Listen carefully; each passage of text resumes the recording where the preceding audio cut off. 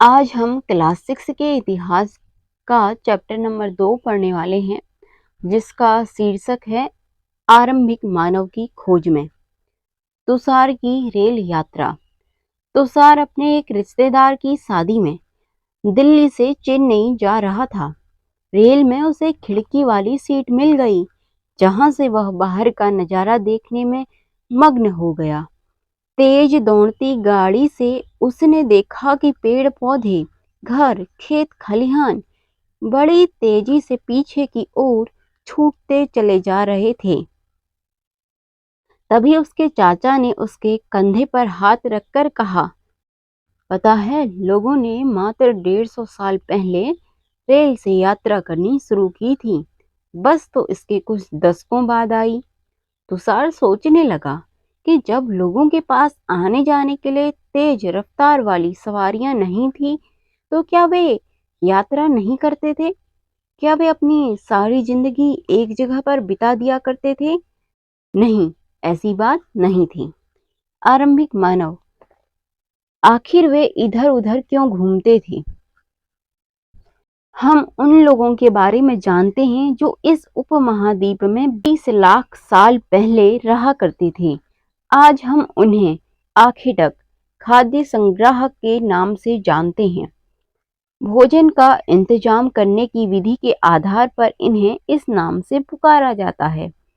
आमतौर पर खाने के लिए वे जंगली जानवरों का शिकार करते थे, मछलियां और चिड़िया पकड़ते थे, फल फूल, दाने, पेड़ पौधे, अंडे इकट्ठा किया करते थे। हमारे उपमहाद्वीप जैसे गर्म देशों में पेड़ पौधों की अनगिनत प्रजातियां मिलती हैं। इसलिए पेड़ पौधों से मिलने वाले खाद्य पदार्थ भोजन के अत्यंत महत्वपूर्ण स्रोत थे। लेकिन यह सब कर पाना बिल्कुल आसान नहीं था। कई जानवर हैं जो हमसे ज्यादा तेज भाग सकते हैं और बहुत से जानवर हमसे ज्यादा ताकतवर भी होते हैं। जानवरों के शिकार, चिड़िया या मछलियां पकड़ने के लिए बड़ा सतर्क, जागरूक और तेज होना पड़ता है। पेड़ पौधों से खाना जुटाने के लिए यह जानना जरूरी होता है कि कौन से पेड़ पौधे खाने योग्य होते हैं, क्योंकि कई तरह के पौधे विषैले भी होते हैं। साथ ही फलों के पकने के समय की जानकारी भी जरूरी होती है। ऐसे समुदाय में रहने वाले बच्चों के ज्ञान और गुणों का वर्णन करो। फिर अगला क्वेश्चन है, क्या तुम में ऐसे गुण और ज्ञान हैं? आखिर तक खाद्य संग्राहक समुदाय के लोगों के एक जगह से दूसरी जगह पर घूमते रहने के पीछे कम से कम 4 कारण हो सकते हैं। पहला कारण यह है कि अगर वे एक ही जगह पर ज्यादा दिनों तक रहते तो आसपास के पौधों, फलों और जानवरों को खाकर समाप्त कर देते थे। इसीलिए और भोजन की तलाश में इन्हें दूसरी जगहों पर जाना पड़ता था। दूसरा कारण यह है कि जानवर अपने शिकार के लिए या फिर हिरन और मवेशी अपना चारा ढूंढने के लिए एक जगह से दूसरी जगह जाया करते हैं। इसीलिए इन जानवरों का शिकार करने वाले लोग भी इनके पीछे पीछे जाया करते होंगे। तीसरा कारण यह है कि पेड़ों और पौधों में फल फूल अलग अलग मौसम में आते हैं, इसीलिए लोग इनकी तलाश में उपयुक्त मौसम के अनुसार अन्य इलाकों में घूमते होंगे। और चौथा कारण यह है कि पानी के बिना किसी भी प्राणी या पेड़ पौधों का जीवित रहना संभव नहीं होता और पानी झीलों, झरनों तथा नदियों में ही मिलता है। यद्यपि कई नदियों और झीलों का पानी कभी नहीं सूखता, कुछ झीलों में, नदियों में पानी बारिश के बाद ही मिल पाता है।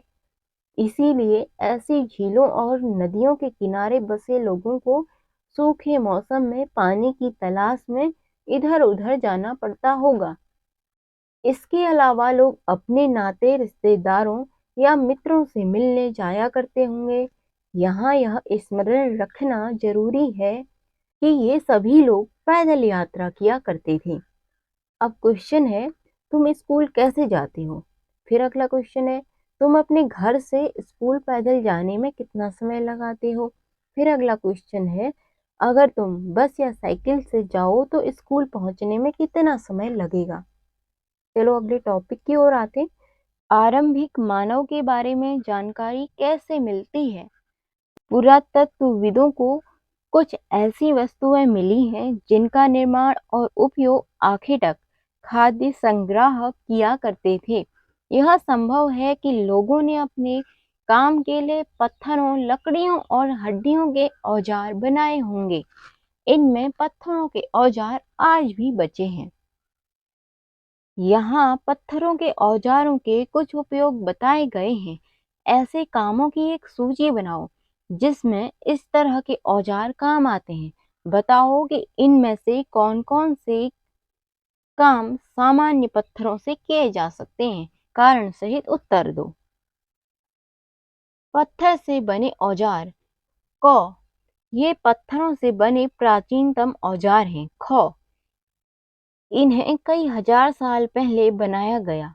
ग, इन्हें बाद में बनाया गया। घ, इन्हें लगभग 10,000 साल पहले बनाया गया था। अंग, और एक गुटिका प्राकृतिक पत्थर हैं। इनमें से कुछ औजारों का उपयोग फल फूल काटने, लकड़ियां, हड्डियां और मांस काटने तथा पेड़ों की छाल और जानवरों की खाल उतारने के लिए किया जाता था। कुछ के साथ हड्डियां या लकड़ियों के मुट्ठे लगाकर भाले और बाण जैसे हथियार बनाए जाते थे। कुछ औजारों से लकड़ियां काटी जाती थी। लकड़ियों का उपयोग ईंधन के साथ साथ झोपड़ियां और औजार बनाने के लिए किया जाता था। पत्थर के औजारों का उपयोग। बाएं, इंसान के खाने योग्य जड़ों को खोदने के लिए किया जाता था और दाएं, जानवरों की खाल से बने वस्त्रों को सिलने के लिए किया जाता था। रहने की जगह निर्धारित करना। मानचित्र 2 को देखो। यह मानचित्र 2 लाल त्रिकोण वाले स्थान वे पुरास्थल हैं जहां पर आखिर तक खाद्य संग्राहक के होने के प्रमाण मिले हैं। इसके अलावा भी और कई स्थान पर आखिर तक खाद्य संग्राहक रहते थे। मानचित्र में सिर्फ कुछ गिने चुने स्थान ही चिह्नित किए गए हैं। कई पुरास्थल नदियों और झीलों के किनारे पाए गए हैं। क्योंकि पत्थरों के उपकरण बहुत महत्वपूर्ण थे, इसीलिए लोग ऐसी जगह ढूंढते रहते थे जहां अच्छे पत्थर मिल सके। जहां लोग पत्थरों से औजार बनाते थे, उन स्थलों को उद्योग स्थल कहते हैं। हमें इन उद्योग स्थलों के बारे में जानकारी कैसे मिलती है? आमतौर पर हमें ऐसी जगहों पर पत्थर के बड़े बड़े टुकड़े मिलते हैं और ऐसे उपकरण मिलते हैं जिन्हें लोग इन स्थलों पर छोड़ गए होंगे क्योंकि वे ठीक नहीं बने होंगे। साथ ही औजार बनाने के बाद पत्थरों के टूटे फूटे टुकड़े भी इन स्थलों पर मिलते हैं। कभी कभी लोग इन स्थलों पर कुछ ज्यादा समय तक रहा करते थे। ऐसे स्थलों को आवासीय और उद्योग स्थल कहते हैं। भीमबेटका आधुनिक मध्य प्रदेश में है।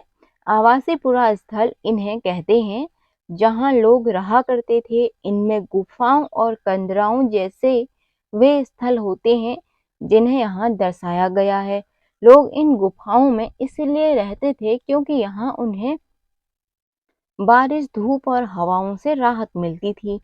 ऐसी प्राकृतिक गुफाएं विघ्न और दक्कन के पर्वतीय इलाकों में मिलती हैं जो नर्मदा घाटी के पास हैं। क्या तुम बता सकते हो कि रहने के लिए लोग यह जगह क्यों चुनते होंगे? क्वेश्चन है, अगर तुम्हें अपने निवास स्थान के बारे में बताना पड़े तो तुम इनमें से कौन सा नाम चुनोगे? क, आवास। ख, उद्योग स्थल। ग, आवास और उद्योग स्थल। घ, अन्य। पुरा स्थल उस स्थान को कहते हैं जहां औजार, बर्तन और इमारतें जैसी वस्तुओं के अवशेष मिलते हैं। ऐसी वस्तुओं का निर्माण लोगों ने अपने काम के लिए किया था और बाद में उन्हें वहीं छोड़ गए। ये जमीन के ऊपर, अंदर, कभी-कभी समुद्र और नदियों के तल में पाए जाते हैं। इन पुरास्थलों के बारे में आपको अगले अध्याय में बताया जाएगा। पाषाण औजार का निर्माण। पाषाण उपकरणों को प्रायः दो तरीकों से बनाया जाता था। एक, पत्थर से पत्थर को टकराना, यानी जिस पत्थर से कोई औजार बनाना होता था उसे हाथ में लिया जाता था और दूसरे हाथ से एक पत्थर का हथौड़ी जैसा इस्तेमाल होता था। इस तरह आघात करने वाले पत्थर से दूसरे पत्थर पर तब तक सल्क निकाले जाते हैं जब तक वांछित आकार वाला उपकरण न बन जाए। दूसरा तरीका, दूसरे तरीके को दबाव सल्क तकनीक कहा जाता है। इसमें क्रोड को एक स्थिर सतह पर टिकाया जाता है और इस क्रोड पर हड्डी या पत्थर रखकर उस पर हथौड़ी नुमा पत्थर से सल्क निकाले जाते हैं जिससे वांछित उपकरण बनाए जाते हैं। यहाँ पे चित्र है पाषाण उपकरण कैसे बनाए जाते थे। इसके लिए अपनाई गई दो तकनीकों में से एक तकनीक यहाँ दर्शाई गई है। बताओ यह कौन सी तकनीक है। आग की खोज। मानचित्र 2 में कुरुनूल गुफा ढूंढो। यहाँ राख के अवशेष मिले हैं। इसका मतलब यह है कि आरंभिक लोग आग जलाना सीख गए थे।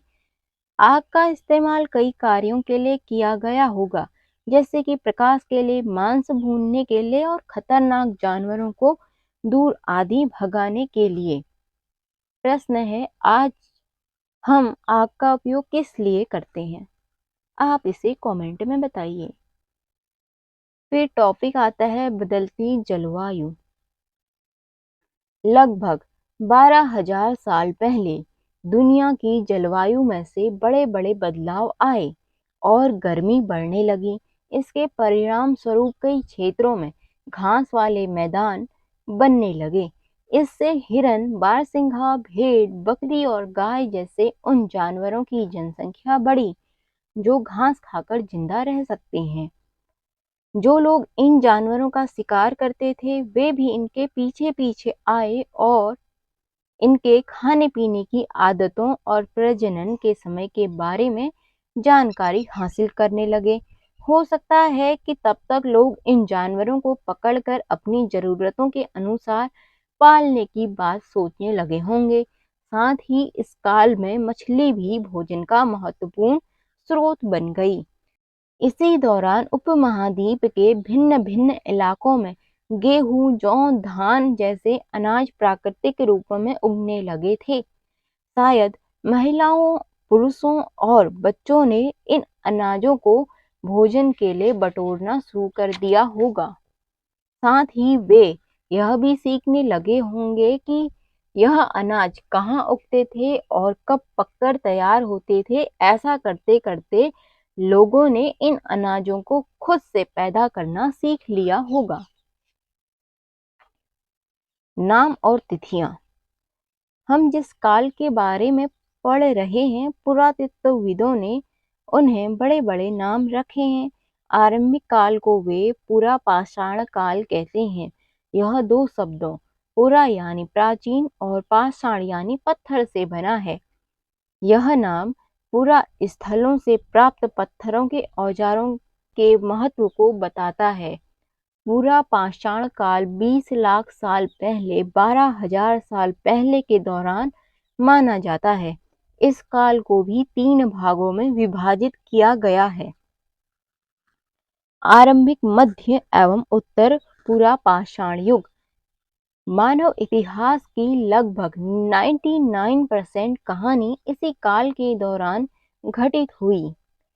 जिस काल में हमें पर्यावरणीय बदलाव मिलते हैं उसे मेसोलिथ यानी मध्य पाषाण युग कहते हैं।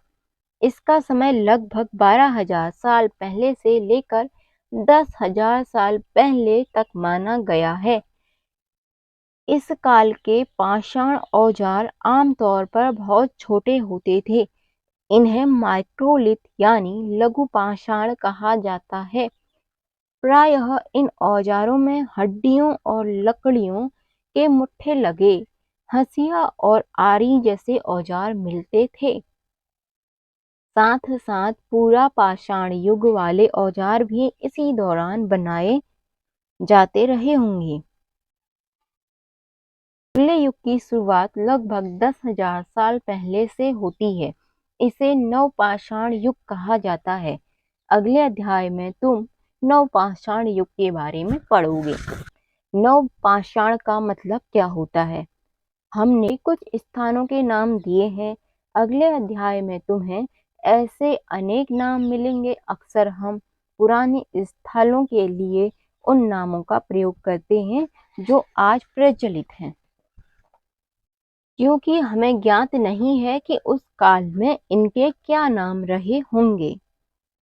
शैली चित्रकला, इनसे हमें क्या पता चलता है? जिन गुफाओं में लोग रहते थे उनमें से कुछ की दीवारों पर चित्र मिलते हैं। इनमें कुछ सुंदर उदाहरण मध्य प्रदेश और दक्षिणी उत्तर प्रदेश की गुफाओं से मिले चित्र हैं। इनमें जंगली जानवरों का बड़ी कुशलता से सजीवन चित्रण किया गया है। यहाँ पे एक चित्र दर्शाया गया है, एक शैली चित्र। इस चित्र के बारे में बताओ, कौन क्या करता था? हमने पढ़ा है कि आरंभिक लोग शिकार तथा फल मूल का संग्रह किया करते थे। वे पत्थरों के औजारों और गुफाओं में चित्र बनाते थे। क्या हमें कोई साक्ष्य मिले हैं जिससे पता चले कि महिलाएं शिकार करती थी या पुरुष औजार बनाते थे, या फिर महिलाएं चित्रकारी करती थी और पुरुष फल फूल इकट्ठा करते थे? वास्तव में हमें इसका ज्ञान नहीं है, लेकिन दो बातें हो सकती हैं।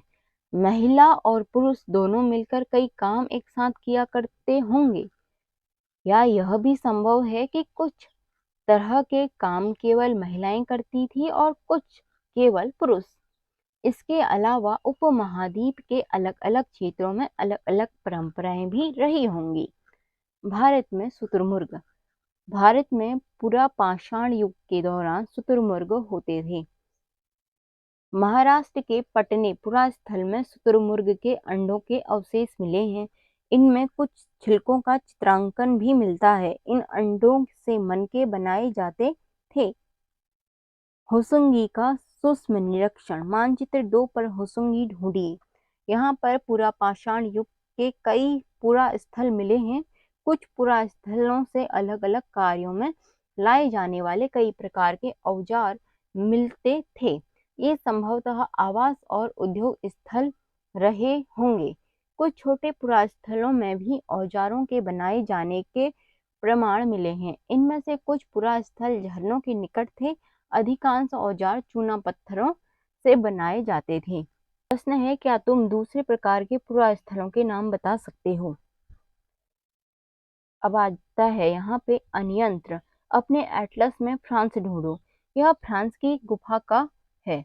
इस पुरास्थल की खोज लगभग 100 साल पहले 4 स्कूली छात्रों ने की थी। इस तरह के चित्र लगभग 20,000 साल पहले से लेकर 10,000 साल पहले के बीच बनाए गए होंगे। इनमें कई जानवरों के चित्र हैं। इनमें जंगली घोड़ों, गाय, भैंस, गैंडा, रेडियर, बारहसिंगा और सुअरों को गहरे चमकीले रंगों से चित्रित किया गया है।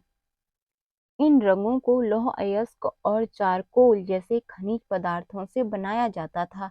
यह संभव है कि इन चित्रों को उत्सवों के अवसर पर बनाया जाता था, या फिर इन्हें शिकारियों द्वारा शिकार पर निकलने से पहले कुछ अनुष्ठान के लिए बनाया जाता होगा।